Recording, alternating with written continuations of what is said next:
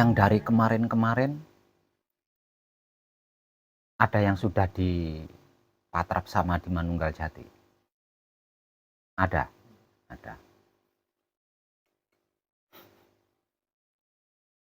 Untuk panjenengan yang ada di tahapan Patrap sama di Manunggal Jati, apakah panjenengan sudah hafal uraian singkat tentang Wahyu Pancagaib dan Wahyu Pancalaku?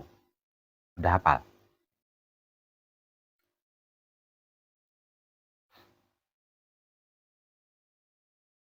Apa yang saya tulis di papan tulis besar itu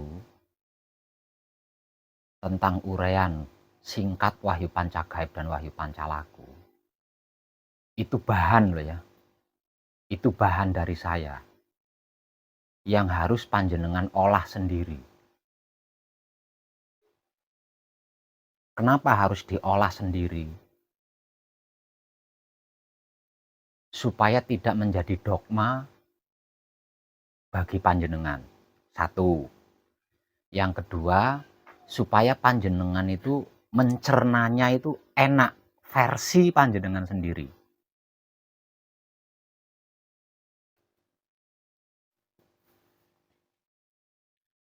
Dari saya, bahannya kan seperti yang saya tulis di sana. Kunci adalah mutmainah. Asal-usulnya dari sari-sarinya air. Sikapnya manembahing kawula Gusti. Sifatnya pasrah kepada Gusti. Kiblatnya timur. Rupanya putih. Tempatnya di mata. Tugasnya melihat. Itu bahan dari saya. Nah, panjenengan harus mengolah di situ. Harus diolah sesuai versinya panjenengan sendiri. Jadi jangan katanya saya ya, agar supaya tidak menjadi dogma bagi diri panjenengan sendiri. Jadi panjenengan harus bisa mengolahnya sendiri menurut versinya panjenengan sendiri. Misal contoh, saya ulang, bahan dari saya adalah kunci adalah mutmainah. Asal usulnya dari sari-sarinya air. Sikapnya manembahing kawula Gusti. Sifatnya pasrah kepada Gusti. Kiblatnya timur, rupanya putih, tempatnya di mata, tugasnya melihat. Itu bahan dari saya. Misal contoh, setelah panjenengan olah, menurut versi pribadinya panjenengan sendiri, kunci adalah saudaraku mutmainah. Sudah nggak sama kan? Nah, misal contoh seperti itu.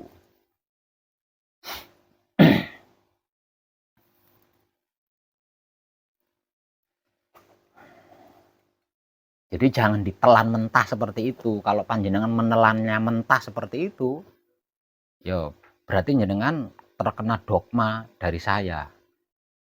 Dan itu pasti sulit ya. Untuk mengingatnya itu sulit. Karena apa? Karena bahan yang saya tulis di sana itu belum tentu enak menurut kesadaran panjenengan. Ada yang kaku, ada yang, tapi kalau menurut versi panjenengan sendiri, nanti kan mudah, ingatnya itu mudah. Itu cara caranya itu seperti itu.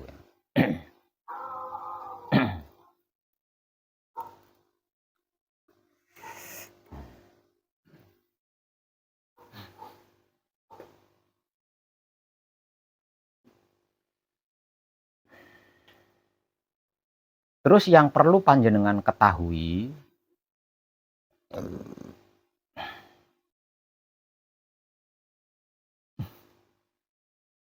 yang perlu dan harus panjenengan ketahui,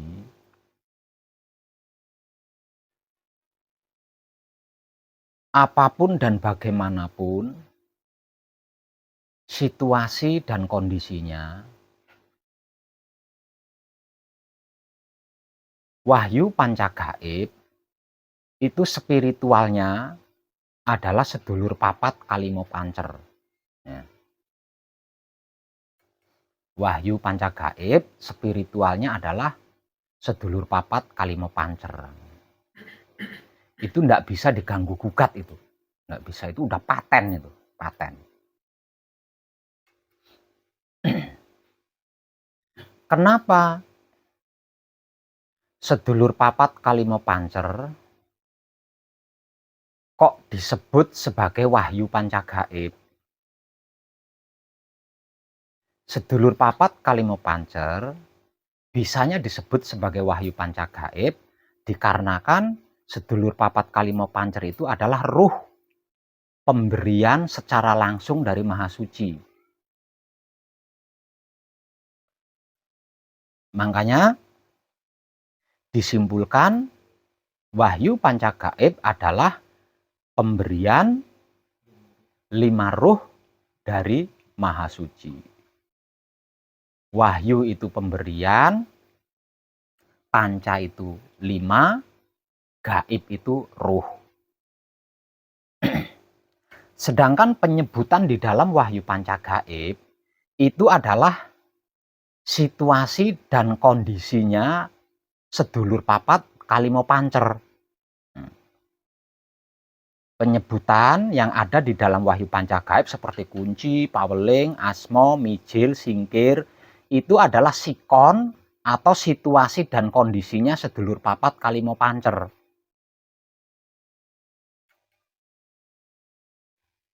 Misal contoh, ketika sedulur papat kalimo pancer manunggal secara hakiki dengan wujud, tidak bisa digoyahkan gitu ya, kemanunggalannya itu tidak bisa digoyahkan. Sedulur papat kalimo pancer manunggal secara hakiki dengan wujudnya itu disebut sebagai kunci. Nah, ketika sedulur papat kalimo pancer manunggal dengan wujudnya secara hakiki disebut kunci. Manunggal secara hakiki itu manunggal yang seperti apa? Manunggal yang tidak bisa diganggu gugat. Kemanunggalannya itu tidak bisa dirayu. Kemanunggalannya itu tidak bisa dipengaruhi. Kemanunggalannya itu tidak bisa dibeli. Misal contoh, saya punya ilmu halimunan, tinggalkan wahyu pancagaib, saya tukar dengan ilmu halimunan. Oh, mau. Nah, itu namanya manunggalnya tidak hakiki karena masih bisa ditukar dengan yang lain. Ketika sedulur papat kalimo pancer manunggal dengan wujudnya secara hakiki itu disebut sebagai kunci.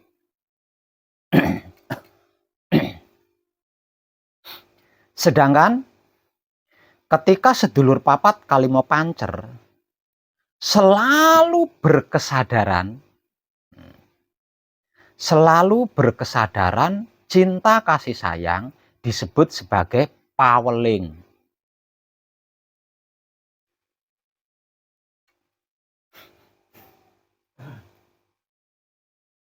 Ketika sedulur papat kalimo pancer tidak pernah lupa dengan asal-usul sangkan paraning dumadi, disebut sebagai asmo. Ketika sedulur papat kalimo pancer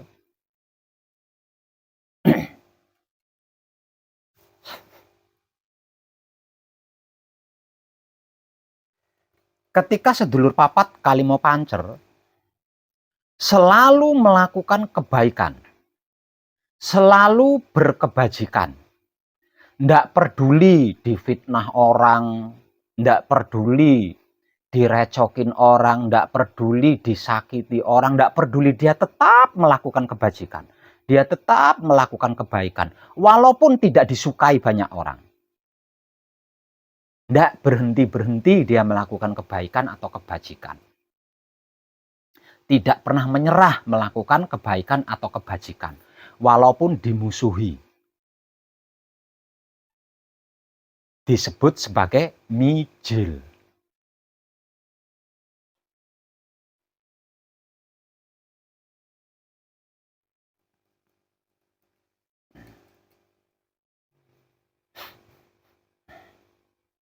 Sedangkan ketika sedulur papat kalimo pancer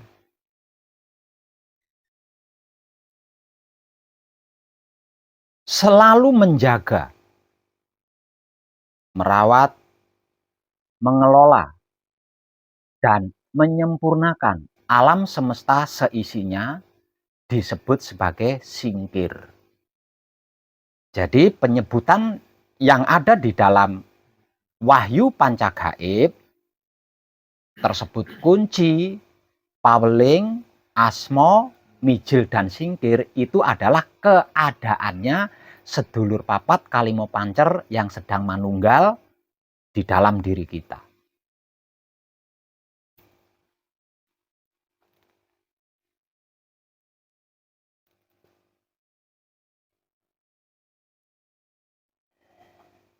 Paham ya? Makanya panjenengan perlu dan penting hafal itu. Tapi menurut versi pribadi panjenengan, bukan menurut saya. Saya cuma memberitahu, memberikan ilmu pengertiannya, memberikan ilmu pemahamannya, dan memberikan ilmu pengetahuannya. Nah, panjenengan mengolahnya agar supaya panjenengan mencernanya itu enak.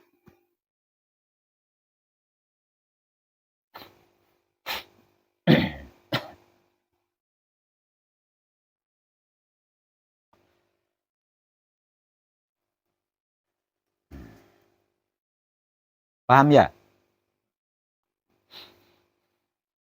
Lah untuk panjenengan yang baru ini dari mana ini? Ya? Dari Riau. Semua berapa orang? Berapa orang yang dari Riau? 5. Oh, 5 orang. Panjenengan dari Depok. Nah, kalau mana? Dari Riau juga. Saya nanya yang dari Riau, kenapa jenengan angkat tangan? Makanya katanya 5, kan jumlahnya ada 6. Panjenengan dari Magetan. Panjenengan dari Depok.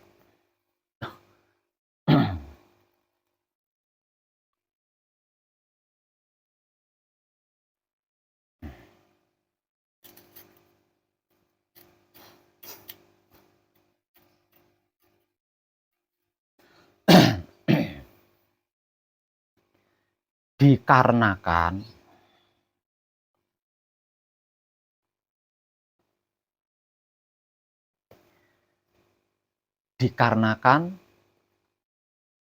orang-orang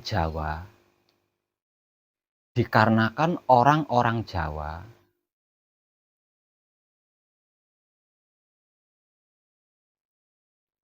yang melakukan ibadah haji dengan cara Jawa, ini nggak ada putusnya ya. Semakin bertambah terus.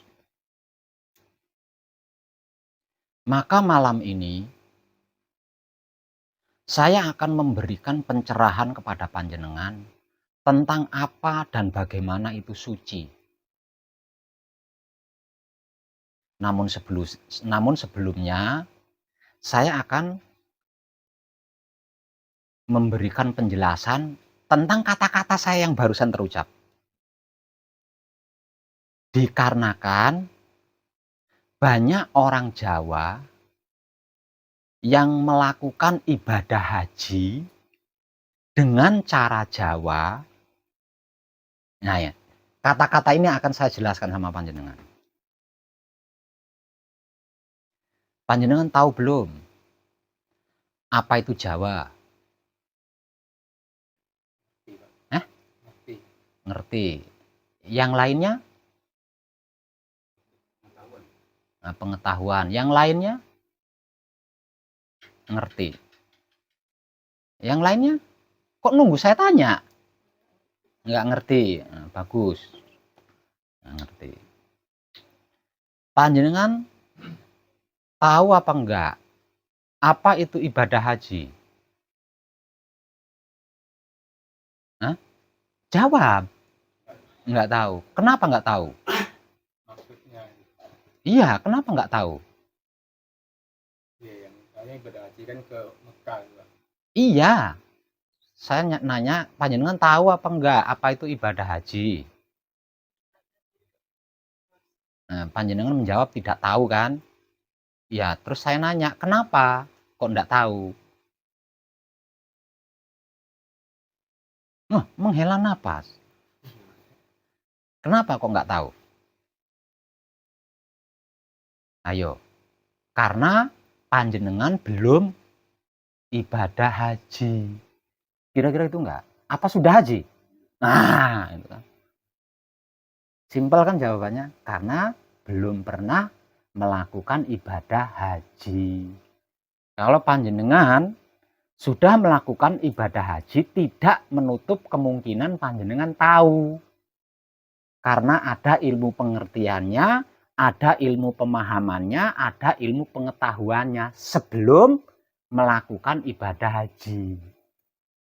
Kecuali kalau panjenengan melakukan ibadah haji asal karena gengsi kan, jadi enggak mempelajari dulu.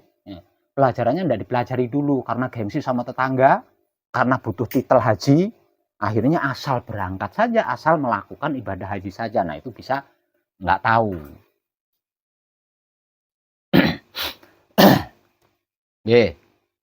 Nah, apa yang saya katakan tadi ini akan saya jelaskan kepada panjenengan. Ada dua ranah perkataan saya yang mengandung arti maksud, namun tidak semua orang mengetahui. Pertama adalah kalimat Jawa. Yang kedua adalah kalimat ibadah haji. Jawa itu adalah mengerti, memahami, dan mengetahui. Itu Jawa. Jadi Jawa itu bukan suku ya. Nah, bukan suku. Jawa itu adalah mengerti, memahami, dan mengetahui. Kalau kata-katanya orang Jawa, berarti orang yang mengerti, orang yang memahami, orang yang mengetahui. Itu arti maksudnya orang Jawa.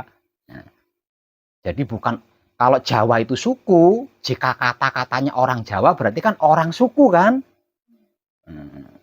Namun dikarenakan Jawa itu bukan suku, makanya disebut atau dikatakan sebagai orang Jawa. Arti maksudnya orang yang mengerti, orang yang memahami, orang yang mengetahui. Dan orang Jawa, kalau anaknya atau istrinya atau suaminya atau keluarganya yang lain goblok, nah, itu pasti dikatain, oh, ora Jawa, tidak Jawa gitu ya. Dikatain tidak Jawa atau ora Jawa. Arti maksudnya ora ngerti, ora paham, ora weruh. Seperti itu. Arti maksudnya Jawa.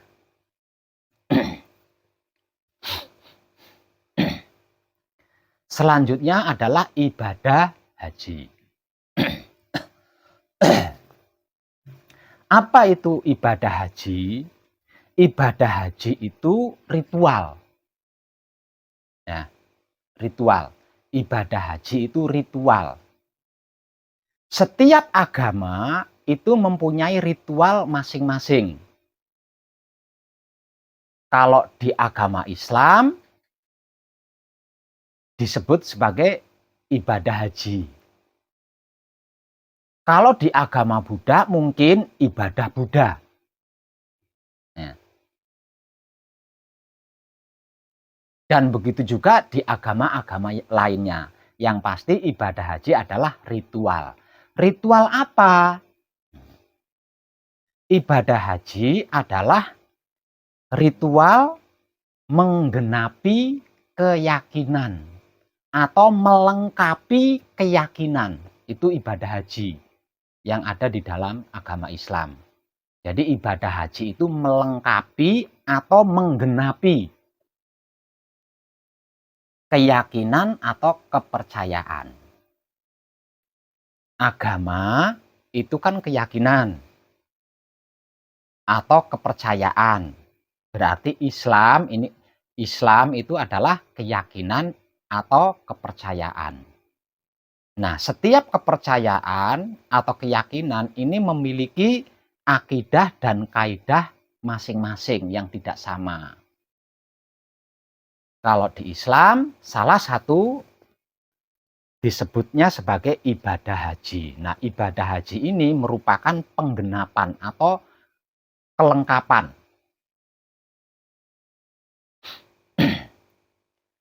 Di dalam istilah agama Islamnya disebut sebagai rukun Islam. Ibadah haji rukun Islam yang keberapa? Yang kelima. Artinya ibadah haji itu adalah ritual. Sama dengan rukun Islam lainnya. Rukun Islam yang keempat apa? Jenengan orang Islam bukan? Islam. Rukun Islam yang keempat.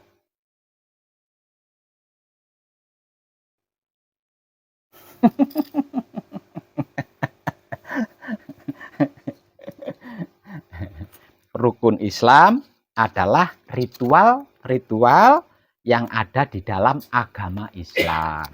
Begitu juga agama lainnya sama punya rukun. Buddha ya punya rukun Buddha, Hindu punya rukun Hindu.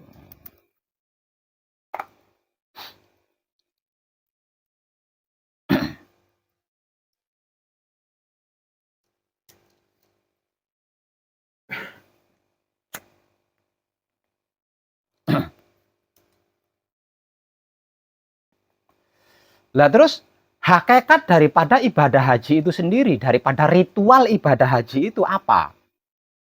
Hakikat daripada ritual ibadah haji tak lain dan tak bukan adalah mengenal diri agar supaya bisa fitrah atau suci. Itu hakikat daripada ibadah haji. Hakikat daripada ibadah haji adalah mengenal diri. Tujuannya apa kok mengenal diri? Agar supaya bisa fitrah, kembali suci.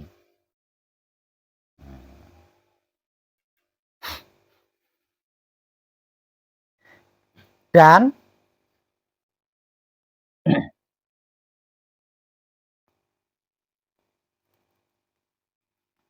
sebaik-baiknya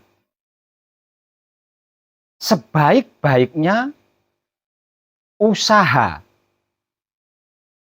kembali fitrah tidak ada yang melebihi dari mengenal diri. Gitu loh. Artinya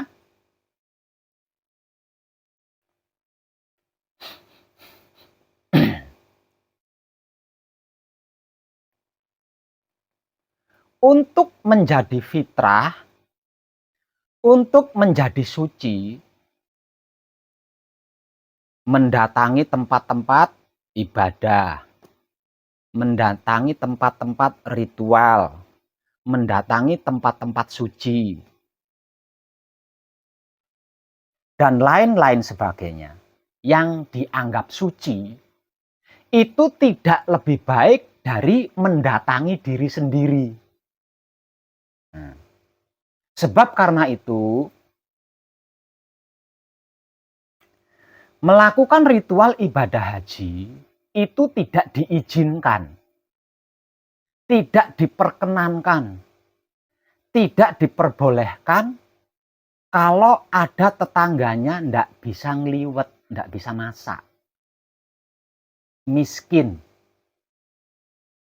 Itu ndak diperbolehkan melakukan ibadah haji. Tapi sayangnya kayaknya sudah nggak berlaku ini ya. Makanya kalau ditanya apa itu hakikatnya ibadah haji, belum tentu tahu. Karena sudah bisa dipastikan dia tidak mempelajari terlebih dulu sebelum berangkat haji.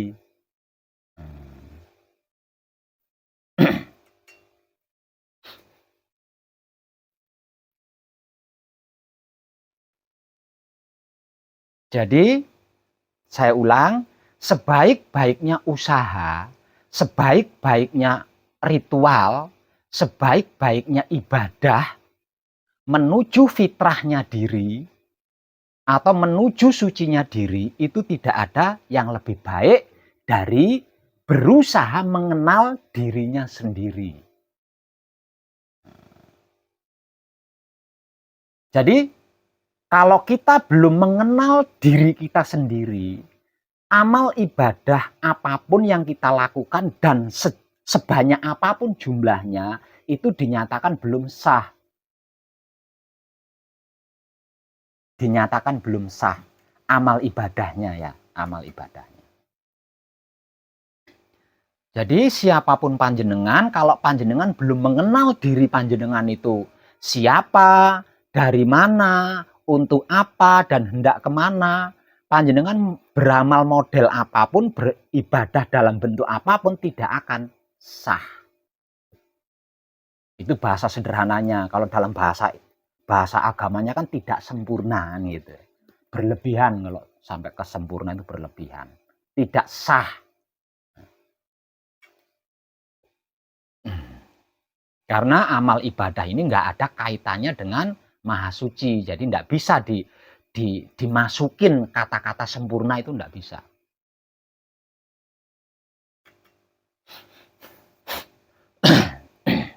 Nah, kalau sesuatu yang bisa dimasukin Maha Suci itu baru bisa dikatakan atau ditambahi kata-kata sempurna. Kalau sesuatu itu tidak ada kaitannya dengan Maha Suci, tidak bisa ditambahi kata-kata sempurna. Misal contoh, tentang ini yang berkaitan dengan Maha Suci juga ada, yaitu tentang iman. Nah, belumlah sempurna keimananmu jika belum menyaksikan aku. Kalau di dalam bahasa kitabnya, belumlah sah keimananmu, belumlah sempurna keimananmu kalau belum menyaksikan Allah, kalau belum ma'rifatullah. Nah, itu baru bisa dimasukin kata-kata sempurna.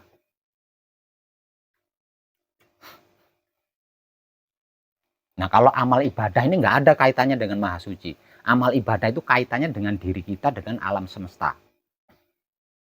Nah, amal ibadah apapun dan sebanyak apapun jumlahnya, kalau kita belum mengenal diri kita itu siapa, dari mana, untuk apa, dan hendak kemana, maka dinyatakan amal ibadah kita itu tidak sah atau belum sah.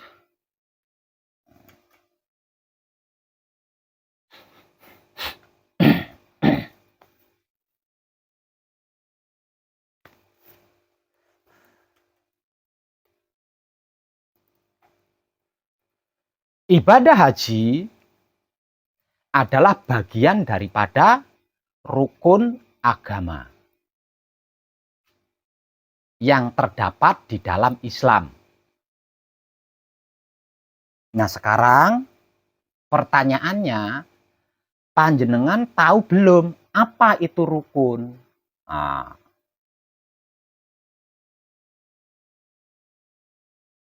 rukun Islam selain haji, panjenengan sudah pernah melakukan kan?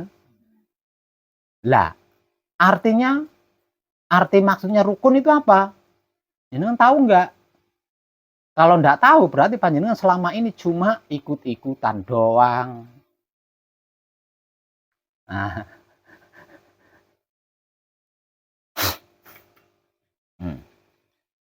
Ibadah haji adalah rukun Islam kelima. Artinya ibadah haji itu ritual, sama dengan sholat, puasa, itu sama. Nah, makanya tidak bisa dijadikan titel, itu tidak bisa. Ibadah haji, pulang dari ibadah haji, terus di sini ditulisin haji, tidak bisa. Karena apa? Karena itu ritual. Nah, kalau ibadah haji itu bisa dijadikan titel seperti setelah wisuda, berarti sholat, puasa juga bisa dijadikan titel kan? Selesai sholat toso wijaya, kan gitu. Kalau habis puasa berarti puasa toso wijaya. Lah buktinya haji bisa, kan sama-sama ritualnya. Seperti itu. Nah, pertanyaannya panjenengan tahu apa belum? Apa itu rukun? Nah, coba. Itu ya ada satu menjawab syarat. Apa? Iya, syarat. Apa itu rukun? Coba.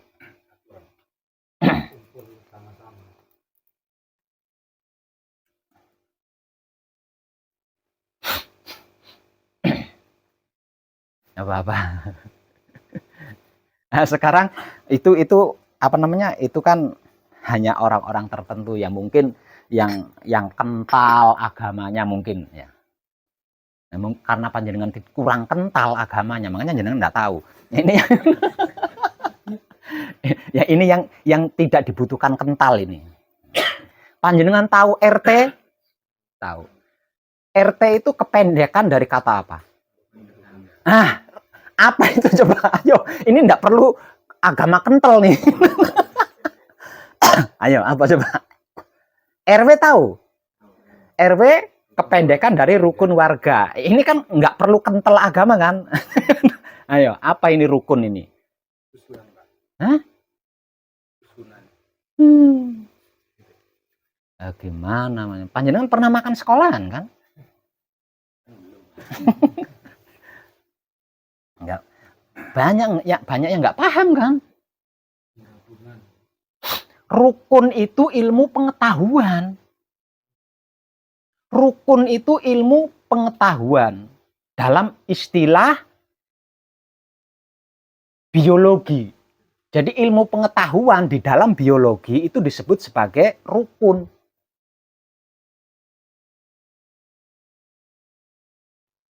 Kenapa seseorang ditunjuk sebagai RT? Sebagai rukun tetangga? Kenapa? Ini syarat loh. Syarat menjadi RT, syarat menjadi RW. Kenapa seseorang itu ditunjuk sebagai RT atau sebagai RW?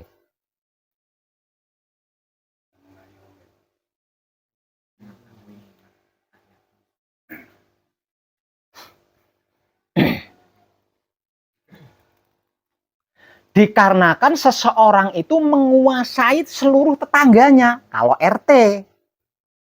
Nah, kalau RW, dikarenakan seseorang itu menguasai seluruh warga. Makanya dia ditunjuk sebagai RW. Kalau dia menguasai seluruh tetangganya, maka dia ditunjuk sebagai RT. Artinya rukun itu adalah ilmu pengetahuan.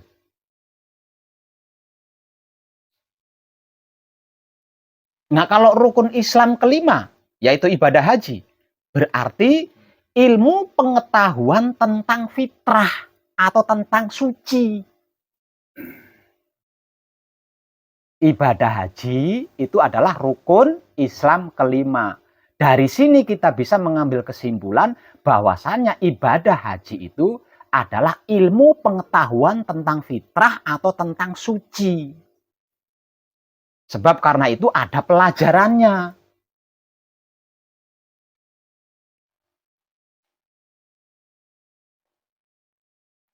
Baru tahu ya? Ya bagaimana panjenengan bisa tahu rukun Islam yang kelima lah, wong rukun tetangga aja jenengan nggak pas mengartikan. Rukun tetangga, rukun warga.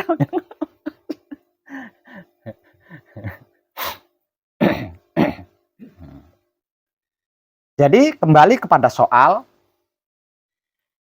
jika panjenengan belum melakukan ibadah haji, maka ilmu pengetahuan lainnya itu dianggap belum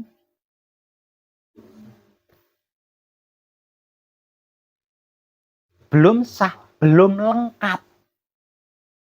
Gitu lah, belum lengkap.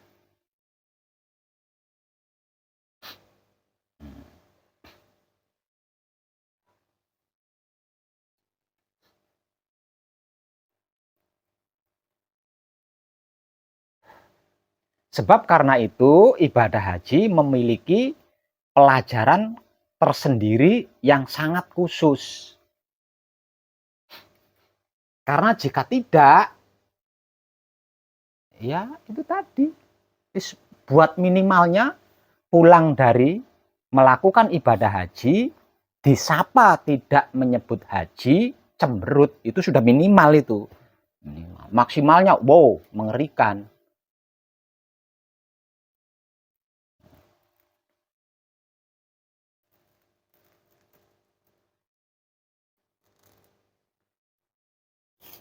Sebab karena itu, jika ada tetangganya yang sampai mengalami tidak makan atau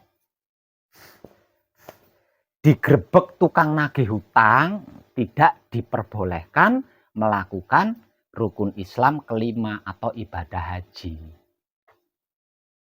Karena apa? Karena ibadah haji adalah ilmu pengetahuan tentang fitrah atau suci. Jadi itu tidak sembarangan. Misal contoh, berpuluh-puluh tahun sudah nabung buat biaya melakukan ibadah haji, buat bekal melakukan ibadah haji. Sudah daftar ya, sudah daftar. Kok denger tetangganya nangis. Lah ini harus mencari tahu ini, walaupun sudah daftar haji loh ya. Harus mencari tahu ini penyebabnya nangis ini apa. Nah, kalau sudah diketahui, misal contoh penyebab nangisnya ini karena enggak makan 2 hari, maka ibadah hajinya ini harus dibatalkan. Bekal untuk melakukan ibadah haji ini harus diberikan kepada tetangganya yang enggak bisa makan tadi loh. Dan ini sudah melampaui ibadah haji. Apa yang dilakukan ini berarti dia sudah ibadah haji. Dan ibadah hajinya mabrur, dijamin. Karena apa? Karena nggak ada yang tahu. Selain yang nangis karena nggak makan, sama yang mau melakukan ibadah haji itu tadi.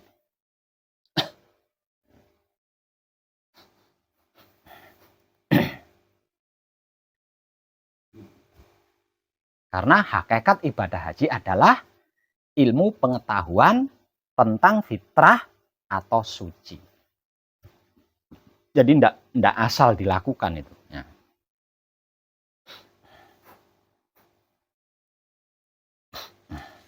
Misal contoh lagi, bekal untuk melakukan ibadah haji dapat ngutang.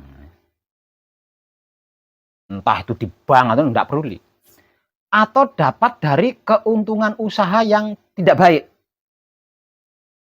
Atau dari nyuri. Atau dari nipu. Ini tidak bisa. Itu juga tidak diperbolehkan, itu juga tidak diperkenankan.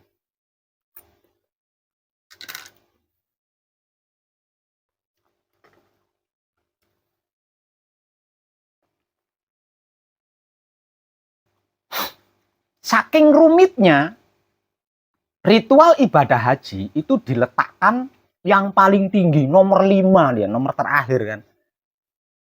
Dari sini bisa disimpulkan kan, berarti untuk bisa melakukan ritual ibadah haji harus menguasai 4. Ya. Ya kan? Harus menguasai 4 ini. Puasanya harus layak. Sholatnya harus layak. Bermasyarakatnya harus layak. Baru bisa haji. Nah.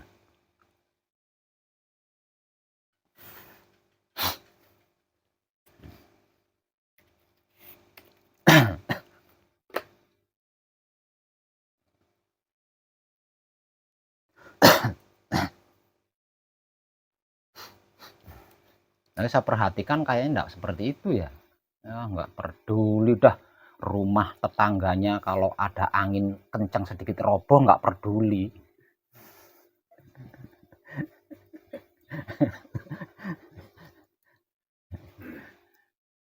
Yang penting bisa sampai ke negeri tetangga. Itu bukan melakukan ritual ibadah haji, tapi tour ke negeri tetangga. tur ke negeri tetangga.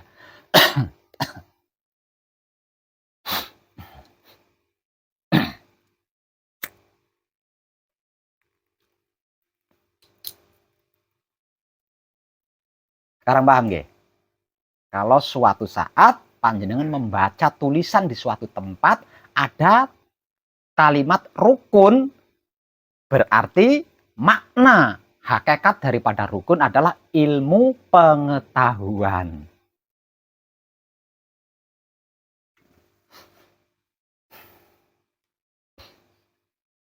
Yang kedua, dimanapun tempatnya panjenengan membaca tulisan Jawa.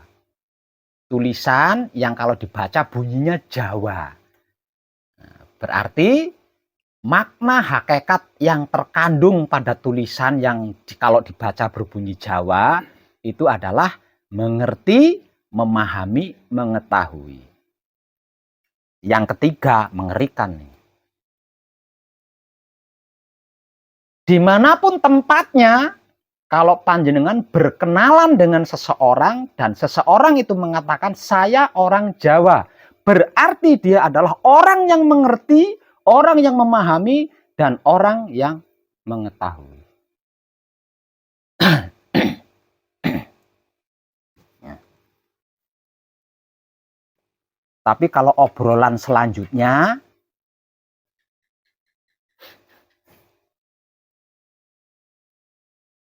kok tidak nyambung, ya berarti bukan orang mengerti, bukan orang memahami, bukan orang mengetahui.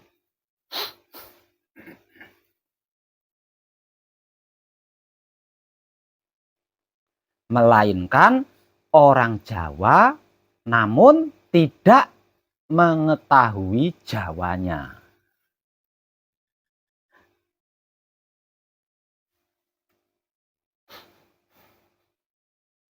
Dulu sebelum modern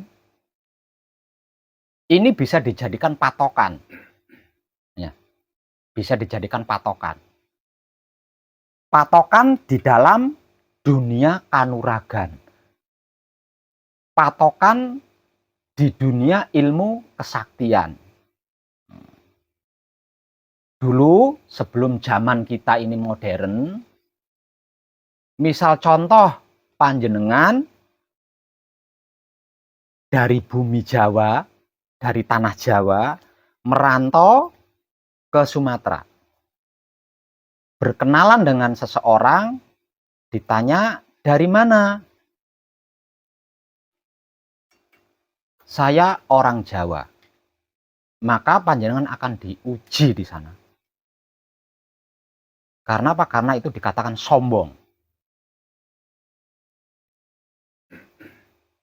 Mengaku bahwa dirinya orang Jawa berarti mengaku bahwa dirinya mengerti, memahami, mengetahui kan?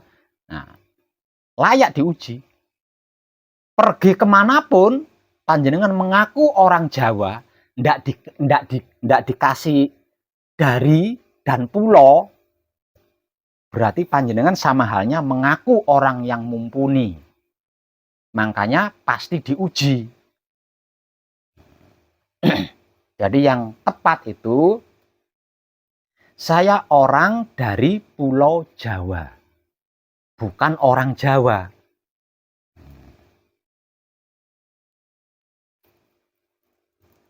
Jadi jangan sekali-kali ketika merantau mengaku orang Jawa, nggih.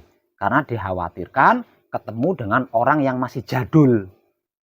Nah, orang yang masih jadul. Nah, kalau orang-orang modern kan dikira karena dianggap bahwa Jawa itu suku, tidak mempermasalahkan kan. Tapi orang-orang kuno, orang-orang yang jadul kan mengartikannya bahwa kita sudah sombong di situ. Dan tidak menutup kemungkinan kita akan diuji di situ. Ilmu pengertian kita akan diuji, ilmu pemahaman kita akan diuji, ilmu pengetahuan kita akan diuji dengan caranya sendiri.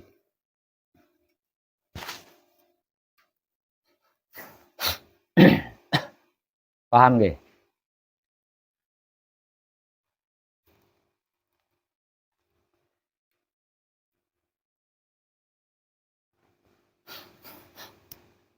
Kembali ke topik. ibadah haji. Hakikat daripada ibadah haji adalah ilmu pengetahuan tentang fitrah atau tentang suci atau tentang kesucian.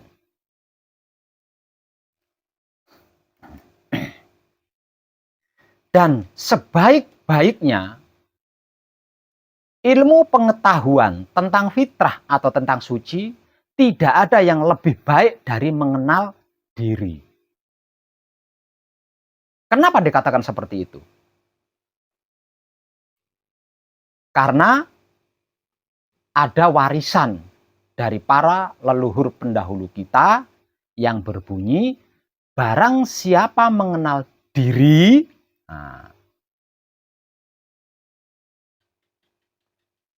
maka dia mengenal datnya atau Rabnya atau Tuhannya.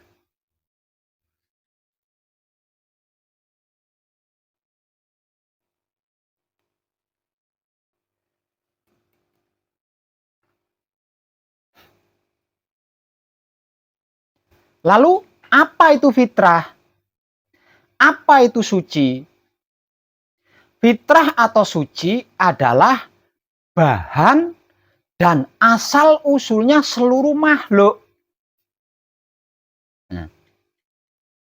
Jadi bisa dikatakan suci adalah jati diri seluruh makhluk. Jadi seluruh makhluk yang ada di alam semesta ini itu bahannya dari suci. Bahannya dari suci. Dan dicipta untuk suci. Sebab itu setiap makhluk itu berdiri sendiri-sendiri, menjadi dirinya sendiri-sendiri. Karena dicipta untuk suci. Kalau tidak menjadi dirinya sendiri-sendiri, tidak bisa disebut suci. Jadi sebenarnya suci itu bukan sesuatu yang mengerikan. Suci itu bukan sesuatu yang menakutkan. Suci itu bukan sesuatu yang mustahil untuk bisa dijangkau.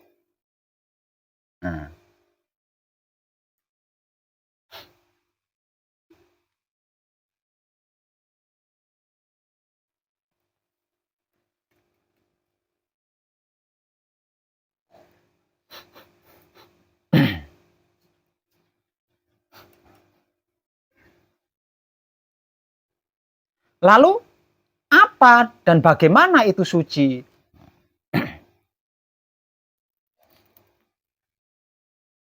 Secara sederhana, suci adalah tunggal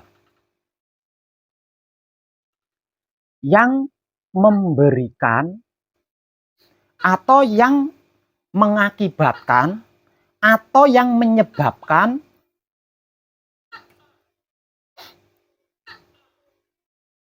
kebaikan, kesehatan, keindahan, kebahagiaan, keselamatan, kesempurnaan, dan sejenis lainnya.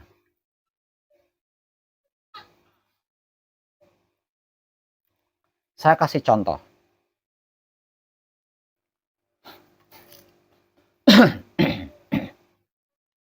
Ketika lantai di mana ketika lantai tempat yang sedang kita duduki ini kotor, itu disebut tidak suci. Tidak bisa tergolong suci karena ada debu atau kotoran yang menempel. Dan ketika debu atau kotoran yang menempel di lantai ini kita sapu, kita bersihkan, kita pel, maka lantai ini bisa disebut suci. Ya. Itu secara sederhana. Bisa nangkep, bisa nangkep. Tapi dengan cara itu, lantai ini tetap tidak bisa dikatakan suci, tidak bisa disebut suci. Karena apa? Karena lantai ini terbuat dari keramik dengan berbagai corak dan bahan. Ya, bahan.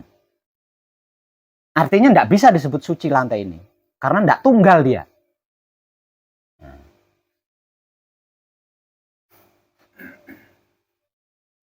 Nah, kalau keramik ini terbuat dari satu bahan saja tanpa campuran bahan-bahan lainnya, maka keramik ini bisa dikatakan suci, bisa disebut suci. Nah, suci itu seperti itu. Jadi suci itu adalah sesuatu yang menjadi dirinya sendiri. Ketika panjenengan menjadi diri panjenengan sendiri, panjenengan bisa dikatakan suci, bisa disebut suci. Namun kalau panjenengan menjadi tetangga panjenengan, menjadi pura-pura jadi tetangga, itu tidak bisa dikatakan suci, tidak bisa disebut suci. Karena palsu. Ada tempelan dari yang lain-lain. Nah, dari sini bisa kita mengambil kesimpulan bahwa suci itu adalah sesuatu tanpa kemelekatan. Ya, sesuatu tanpa kemelekatan, sesuatu yang tanpa tempelan, tanpa tambahan. Bisa mencerna?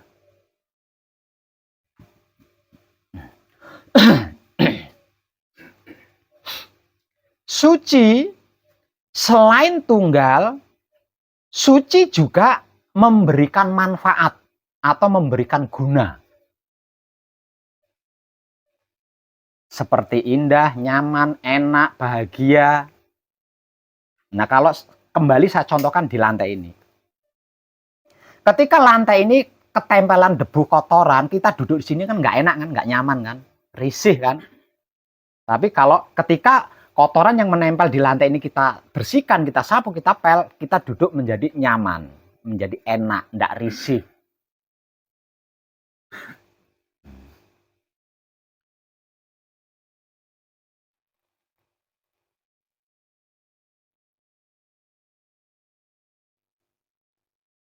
Artinya, arti maksud daripada suci adalah sesuatu yang tunggal dan memberi manfaat kesempurnaan bagi yang lain. Dua hal secara sederhana tentang apa dan bagaimana arti maksudnya suci adalah tunggal dan memberikan manfaat kesempurnaan bagi yang lainnya.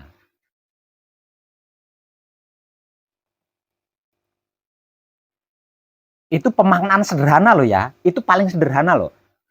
Kalau bukan saya, nggak ada yang berani mengilustrasikan sebagai lantai, itu nggak ada. Karena otaknya mencerna bahwa suci itu adalah sesuatu yang membahayakan, menakutkan, menyeramkan, mustahil. Padahal suci itu sesederhana itu. Suci itu sesederhana itu. Selebihnya, suci adalah bahan dasarnya seluruh makhluk.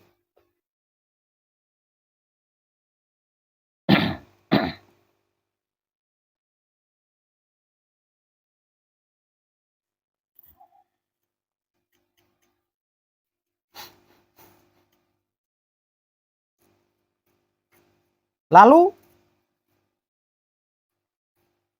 kemana arah tujuannya suci? Arah daripada tujuan suci tak lain dan tak bukan kepada Maha Suci. Jadi arah tujuannya suci itu adalah Maha Suci. Karena suci adalah bagian dari Maha Suci.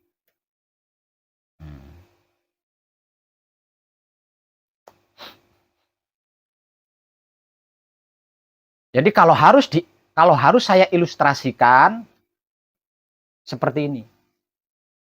Saya Maha Suci nih. Katakanlah seperti itu ya.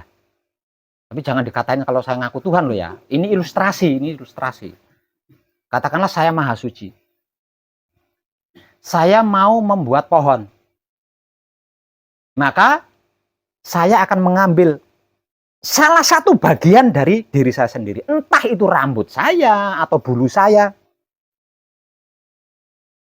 Baru saya ciptakan menjadi pohon dan lain-lain sebagainya. Setelah pohon itu tercipta, agar supaya pohon itu hidup, maka saya mengambil ruh saya sendiri. Saya ambil ruh saya masukkan kepada pohon. Dengan begitu hidup itu pohon itu bisa hidup, bisa tumbuh, berkembang dan lain sebagainya. Dari sini bisa kita simpulkan bahwa suci itu adalah bahannya seluruh makhluk. Dan arti maksud suci itu sangat sederhana, yaitu sesuatu yang tunggal yang sebelum termelekati, sebelum tercampuri, dan memberikan efek kesempurnaan bagi yang lainnya. Itu secara sederhana, itu sederhananya dulu seperti itu. Itu arti maksud daripada suci. Sedangkan arah tujuannya suci tak lain dan tak bukan adalah kembali kepada asal usulnya, yaitu maha suci. Itu arah tujuannya.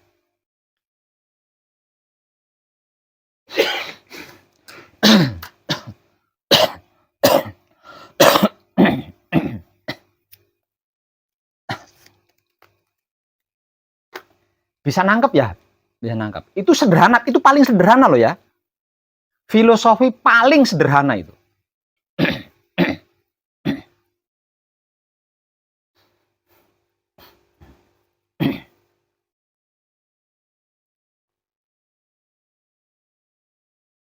Dari apa yang sudah saya sampaikan sejak tadi nih, ya, sejak tadi, bisa mendapatkan kesimpulan apa enggak? Bisa mendapatkan kesimpulan enggak? Bisa. Ada yang mendapatkan kesimpulan, ada? Mbaknya, Mbak, Bro, ada yang mendapat kesimpulan dari apa yang sudah saya sampaikan? Mungkin Masnya? Dan jenengan cuma nyimak tok dari tadi.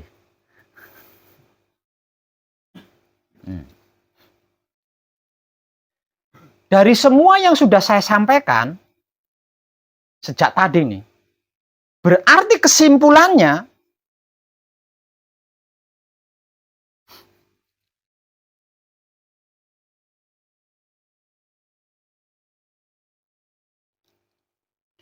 ketika pikiran dari otak kita ini bersih, nggak ketempelan disuruh si A, nggak ketempelan demi si A gitu ya, berarti suci. Ketika batinnya hati panjenengan tulus, bukan karena, bukan sebab, berarti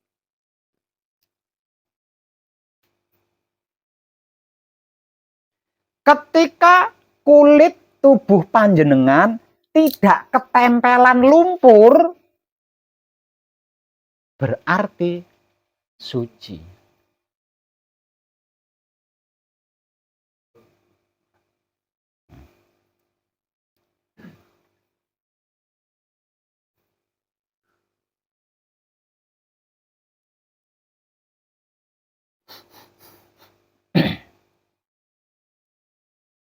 Ketika panjenengan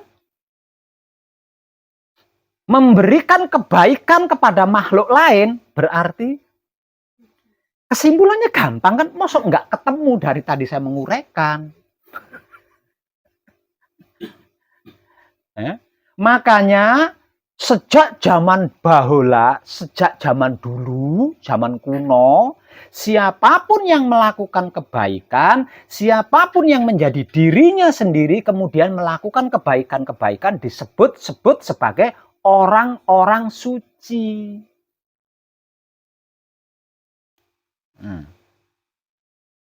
Karena arti maksudnya suci itu seperti yang sudah saya jelaskan itu tadi loh.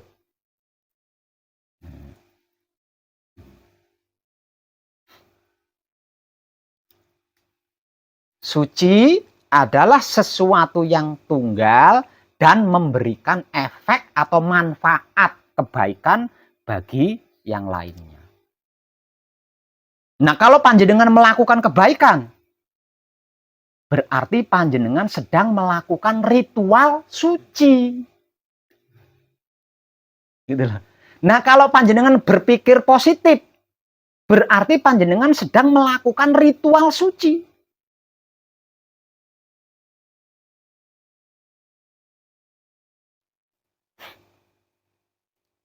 Nah, kalau sebaliknya melakukan keburukan, ya berarti sedang melakukan ritual menodai suci atau mengotori suci. Sebab karena itu, kenapa dan mengapa selama ini saya teriak-teriaknya selalu seperti itu. Jaga kebunnya, jaganya, lakukan kebajikan. Nah, karena semuanya itu adalah suci. Suci itu adalah semua yang sudah pernah saya sampaikan itu tentang suci. Semuanya itu tentang suci. Semuanya tentang suci. Nah, sederhana kan aslinya suci itu. Kalau panjenengan berpikir baik, berpikir positif, berarti panjenengan melakukan ritual suci atau beribadah suci. Nah, kalau pikiran panjenengan baik, berarti kepala panjenengan suci. Ini baru kepalanya, soal masih ada ini dada ya, masih ada bawahnya.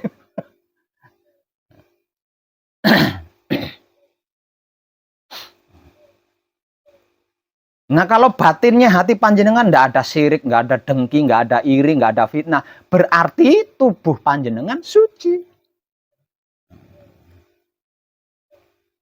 Nah, kalau syahwat dari kelamin panjenengan tidak ada keinginan-keinginan jahat, keinginan-keinginan merugikan orang lain, keinginan menjatuhkan orang lain, keinginan menyakiti orang lain, berarti kelaminmu suci.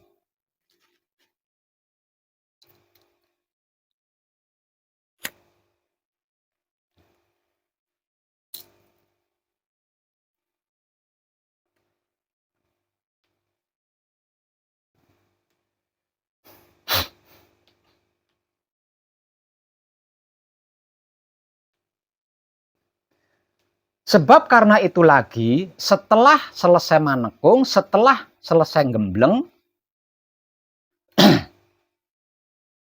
motivasi dari saya ini sudah paten. Bisa tidak bisa, mau tidak mau, harus berjuang hingga tetes darah penghabisan untuk menjaga kebersihan otak atau pikiran, kebersihan hati atau batin, kebersihan kelamin atau syahwat. Kenapa? Karena setelah selesai manekung atau gembleng, lakunya adalah laku suci. Jadi segerak-geraknya tubuh, segerik-geriknya otak, hati, dan kelamin harus berkebaikan, harus berkebajikan, tidak bisa tidak. Kalau sampai tidak, berarti simpang siur, tidak klop, tidak ketemu.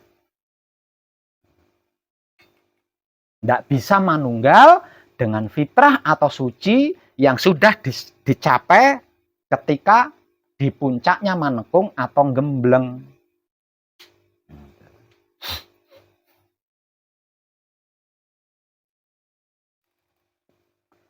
Jadi manunggal jatinya ketika selesai manekung, selesai gembleng saja. Setelah meninggalkan pesanggerahan, sudah tidak manunggal jati lagi. Lalu udah ketempelan lagi, udah nggak suci kan? Udah nggak suci.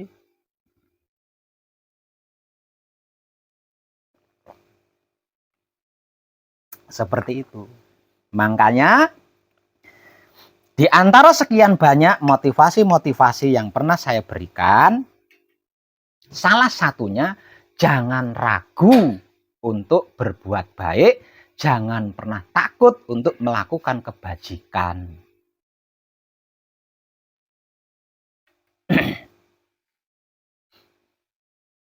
Betapapun panjenengan dibenci banyak orang, jangan berhenti. Difitnah orang, disakiti orang, jangan berhenti melakukan kebajikan, melakukan kebaikan. Kalau kita sampai berhenti melakukan kebaikan atau kebajikan karena difitnah oleh seseorang, suatu saat kita diberi kesempatan untuk bisa melakukan kebaikan atau kebajikan lagi, maka kebaikan atau kebajikan yang kita lakukan itu sudah termasuk pamrih. Kebaikan atau kebajikan yang tanpa ego, tanpa pamrih, walaupun dibenci orang tetap melakukan kebaikan kan?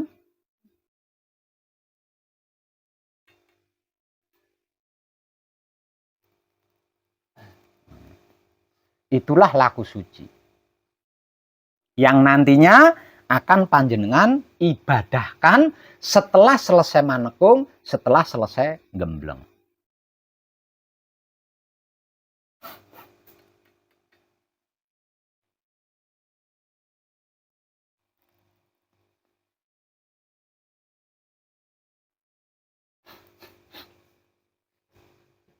Nah terus kaitannya apa dan di mana Pak Web dengan kata-kata orang Jawa melakukan ibadah haji dengan cara Jawa? Nah, kaitannya di sini.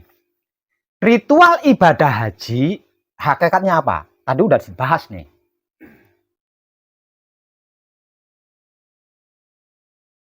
Ayo.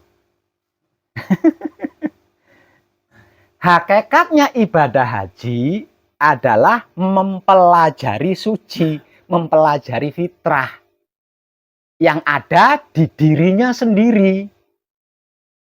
Nah, hakikat daripada ibadah haji adalah mempelajari fitrahnya diri atau sucinya diri. Itu hakikatnya ibadah haji. Lah panjenengan kesini tujuannya apa? Panjenengan kesini tujuannya apa? Tujuannya mengenal diri. Lalu bedanya apa itu tadi? Salah aja.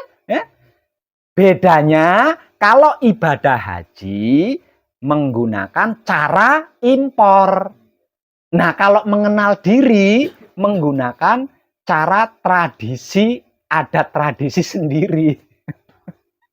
Bedanya cuma itu aja kan.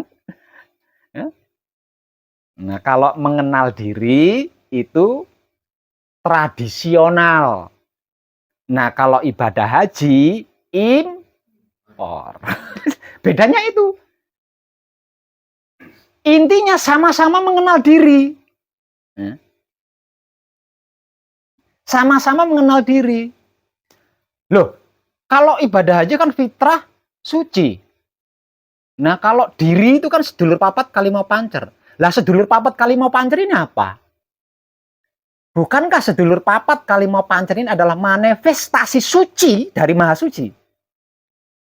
Suci yang diistilahkan oleh keyakinan lain berada di sana.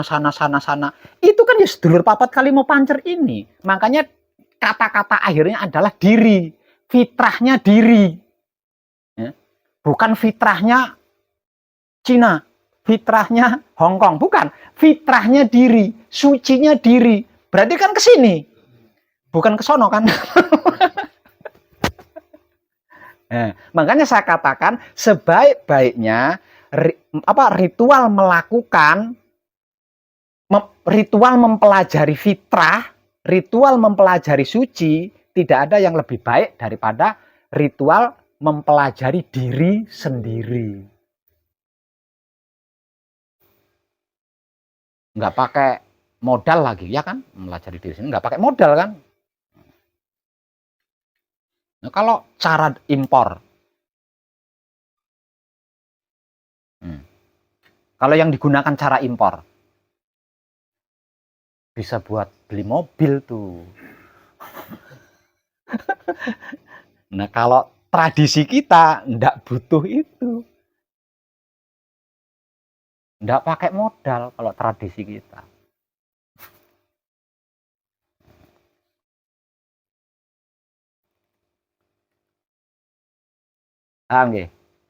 Kesimpulannya ketemu belum? Ini kesimpulan kedua ini, ada 3 kesimpulan ini. Nah, kesimpulan keduanya ketemu belum?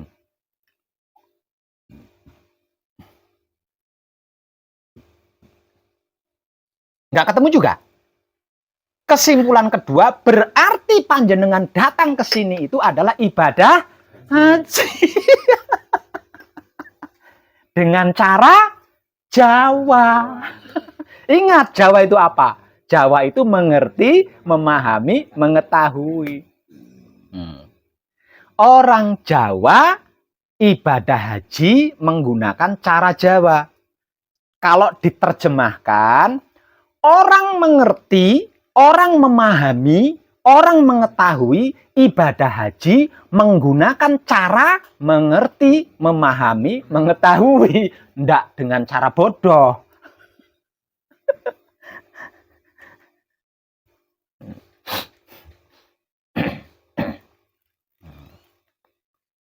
Awas nanti nyampe di rumah nulis siapa namanya Reza. Jangan sampai nyampe di rumah jangan bikin plat nama di pintu ya. Haji siapa?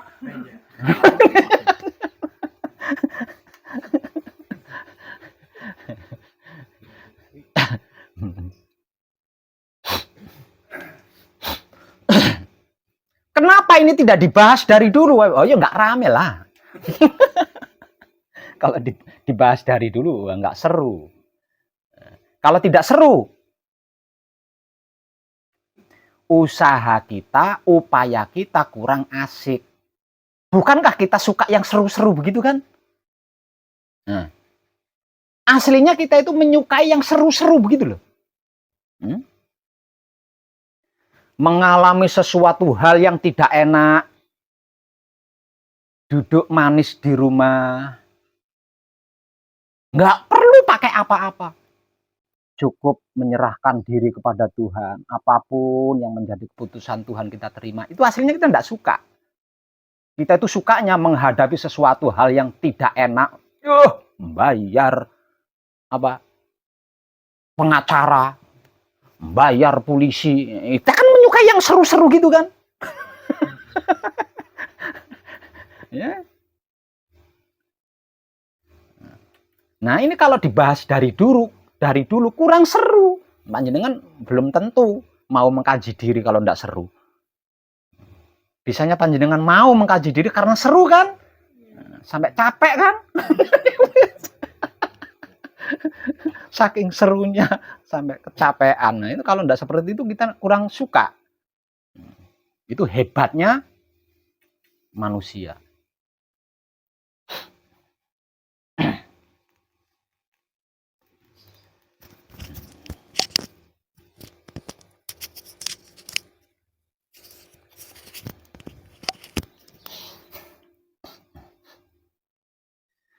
Kalau ibadah haji, jika ibadah hajinya dijalankan dengan tepat, dia akan mendapat sebutan mabrur. Nah, kalau mengenal diri.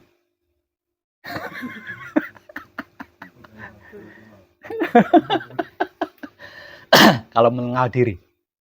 Kalau mengenal diri, manunggal jati. Loh, berarti mabrur yang dimaksud itu manunggal secara hakiki dengan fitrahnya diri atau sucinya diri.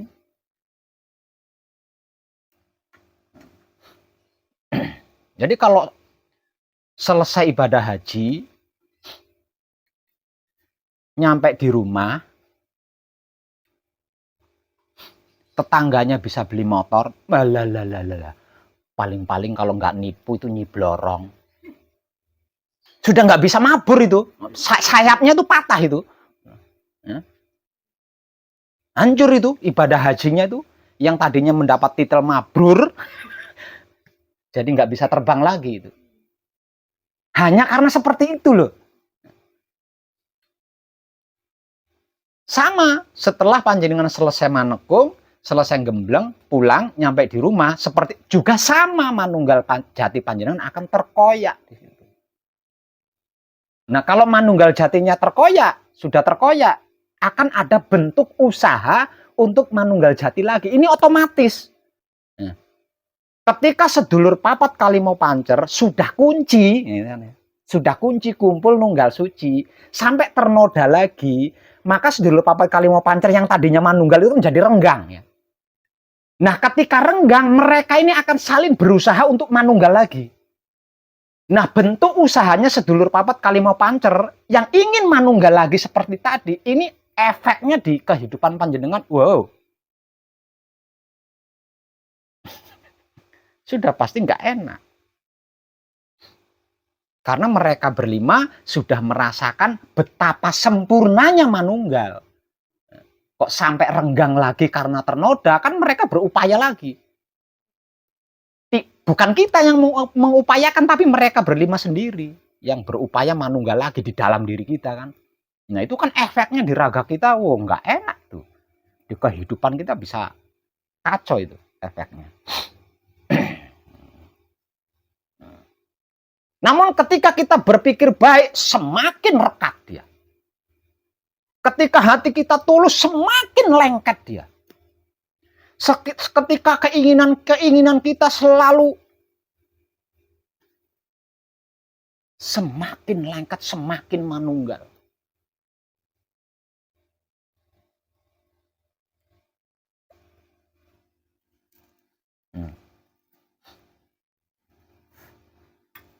Semakin sedulur papat kalimo pancer, manunggal secara hakiki, ketika kita melakukan kebaikan langsung jadi.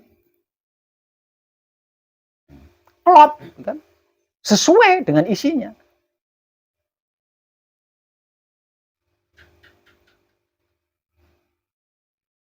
Melakukan kebajikan langsung jadi.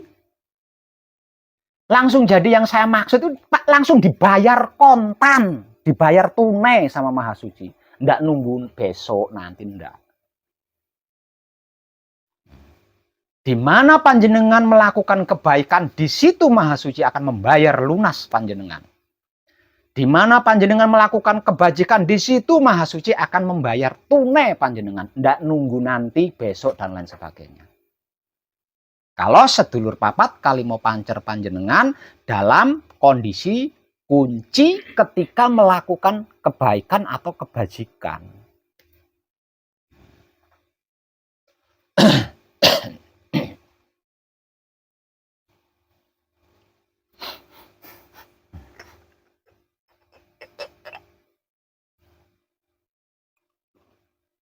Mantap kan? Orang lain untuk bisa mendapatkan 100.000, dia harus membanting cangkul sehari penuh di sawah. Panjenengan tinggal melakukan kebaikan atau kebajikan, apapun bentuknya. Kurang enak atau milih banting cangkul sehari penuh di sawah. Nah,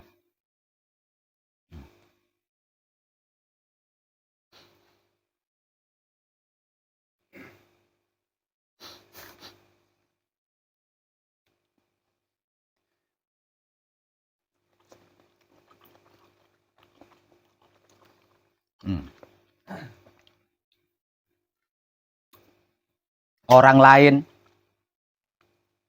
untuk bisa mendapatkan gaji bulanan, wirawiri pulang pergi di kantor selama sebulan penuh. Panjenengan tinggal berpikir positif, membatin tulus, bersahwat enak. Dan itu nggak pakai modal loh. Berpikir baik, modal apa yang kita butuhkan? Nggak ada modal yang kita gunakan kan mau berpikir baik. Ya, mereka kan dari rumah ke kantor itu butuh modal motor, butuh modal kendaraan, butuh modal bensin, butuh modal pulpen. Sebelum itu dia kuliah dulu itu bertahun-tahun, ya enggak? Lah berpikir baik, tidak membutuhkan modal apapun, tidak menggunakan alat apapun. Bisa dilakukan dimanapun sambil duduk manis. Tapi hasilnya lebih memadai. Dienakkan gitu, kita tidak mau.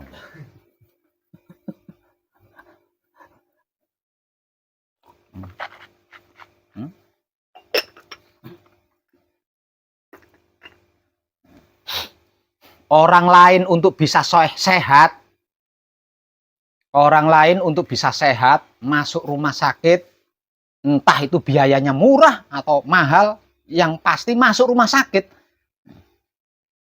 Saking pengennya sehat, orang lain itu masuk rumah sakit.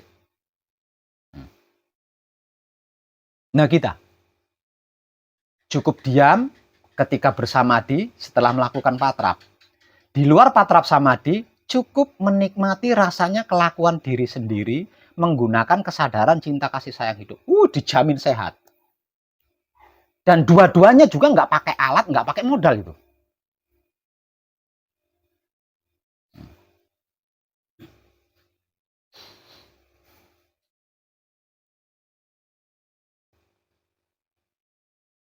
Paham nggih?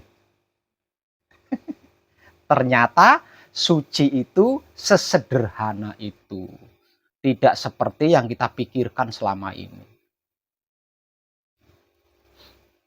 Jadi jangan takut kalau ada yang ngatain sok suci kamu. Jangan takut, memang kita suci kok.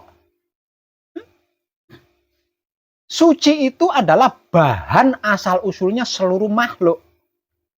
Manusia bukan cuma suci. Bukan cuma suci. Sudah berbahan suci, dicipta dengan cinta kasih sayang. Jangan malu kalau ada yang ngatain sok suci. Jangan malu, memang identitas kita itu, jati diri kita itu suci.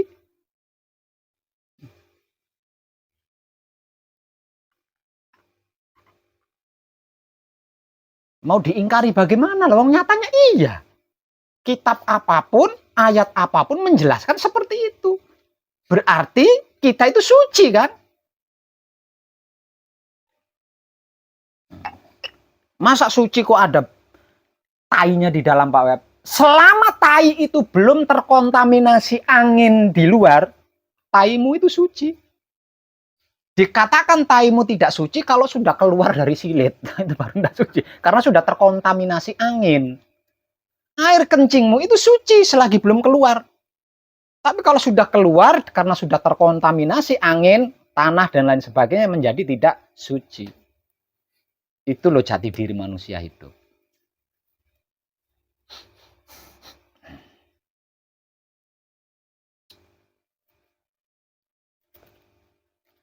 Jadi jangan takut. Jangan takut berbicara suci. Jangan takut melakukan perbuatan-perbuatan suci. Jangan takut, jangan ragu.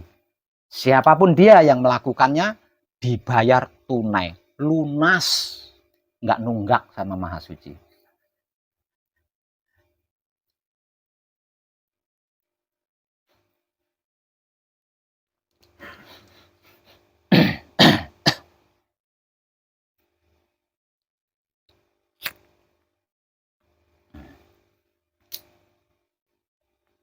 Untuk apa aku? Untuk merawat, mengelola, menjaga, menyempurnakan alam semesta. Itu adalah kelakuan suci. Itu adalah suci. Artinya kita berada di dunia ini untuk itu, untuk suci. Dan ingat, suci itu bukan momok yang menakutkan, jadi jangan takut.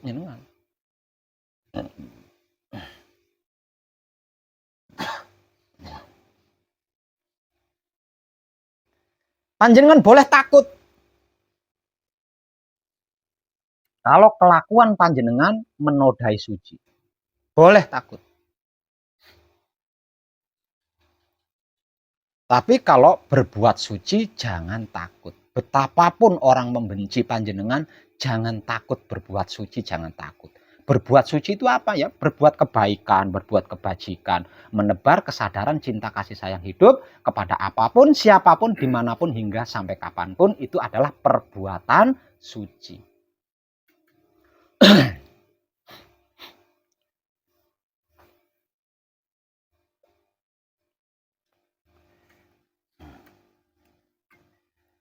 Nggih. Jadi nanti pulang kalau RT-nya panjenengan belum mengenal seluk-beluk panjenengan, ganti RT-nya. Karena RT itu rukun tetangga tuh. Rukun itu adalah ilmu pengetahuan. Kok enggak mengetahui jenengan sebagai tetangganya, ganti RT-nya.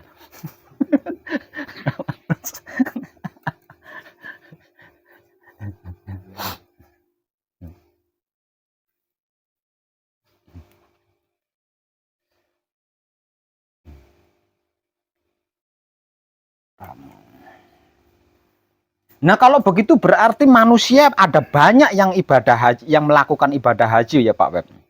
Banyak. Semua manusia hidup yang berupaya mengenal dirinya, sesungguhnya dia sedang melakukan ritual ibadah haji. Namun untuk mabrur, untuk manunggal jati belum tentu.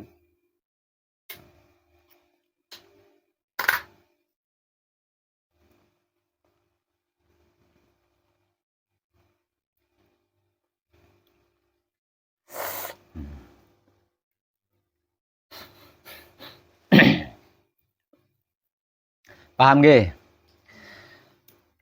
Kadangan kita malam ini cukup. Terima kasih dan tercerahkan kita semua.